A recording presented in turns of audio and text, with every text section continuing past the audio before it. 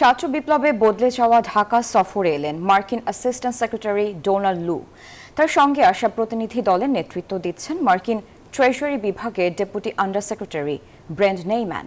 রোববার দিনভর নানা কর্মসূচিতে ব্যস্ত থাকবে দলটি। পররাষ্ট্র সচিবের নেতৃত্বে ঢাকার প্রতিনিধি দলের সঙ্গে হবে দ্বিপক্ষীয় বৈঠক। এদিকে বিশ্লেষকরা বলছেন এ সফর দুই দেশের জন্যই অত্যন্ত গুরুত্বপূর্ণ, আর অর্থনৈতিক সহযোগিতা আলোচনার বড় জায়গা জুড়ে থাকবে বলেও মত বিশ্লেষকদের। ডোনাল্ড লু যুক্তরাষ্ট্রের পররাষ্ট্র দপ্তরের দক্ষিণ ও মধ্য এশিয়া বিষয়ক অ্যাসিস্ট্যান্ট সেক্রেটারি। নানা কারণেই দক্ষিণ এশিয়ার রাজনীতিতে তার নাম আলোচিত।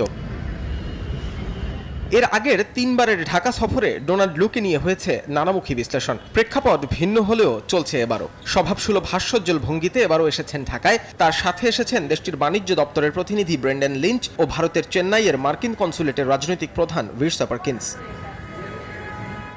এর আগে সকালে ঢাকা আসেন প্রতিনিধি দলের প্রধান যুক্তরাষ্ট্রের ট্রেজারি বিভাগের আন্তর্জাতিক অর্থায়ন বিষয়ক ডেপুটি আন্ডার সেক্রেটারি ব্রেন্ট নেইম্যান। দুপুরে ব্যবসায়ী প্রতিনিধি দলের সাথে বৈঠক করেন। রবিবার দেখা করবেন প্রধান উপদেষ্টা সহ একাধিক উপদেষ্টার সাথে।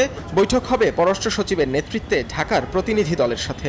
বর্তমান সরকার এসছেন যারা, নিশ্চিতভাবে মার্কিন যুক্তরাষ্ট্রের সাথে অতীতে যে একটা দূরত্ব তৈরি হয়েছিল সেটাকে পুষিয়ে নেওয়ার নিশ্চিত একটা এফোর্ট থাকবে, যেটা আমার মনে হয় যে বাংলাদেশ মার্কিন যুক্তরাষ্ট্রের মিউচুয়াল ইন্টারেস্টের ক্ষেত্রে অত্যন্ত সহায়ক।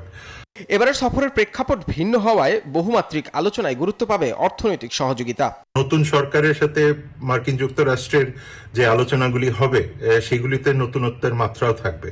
তবে নিশ্চিতভাবে অর্থনীতি একটা গুরুত্বপূর্ণ ভূমিকা রাখবে। বাংলাদেশের বাজেট বা অর্থনৈতিক ঘাটতির ক্ষেত্রে তারা আরো কতটুকু প্রগতিশীল ভূমিকা রাখতে পারে সেগুলি আমার মনে হয় আলোচিত হবে।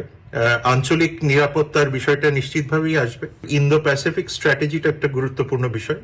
আমার মনে হয় এর আলোকেও কিছু আলোচনা থাকবে, যেটা বাংলাদেশ এবং মার্কিন যুক্তরাষ্ট্রের যে মিউচুয়াল ইন্টারেস্ট সেই জায়গাগুলিতে রিফ্লেক্ট করবে।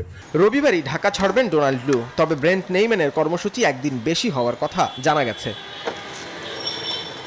নাহিদ হোসেন, নিউজ 24, ঢাকা।